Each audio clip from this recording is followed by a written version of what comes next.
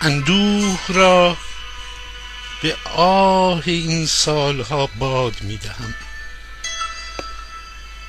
اندوه را به آه این سالها باد میدهم.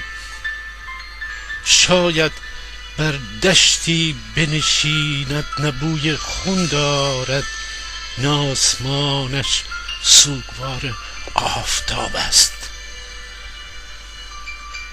آرزوهایم را می افشانم در دل گورهای هزاران گمنامان خاکم.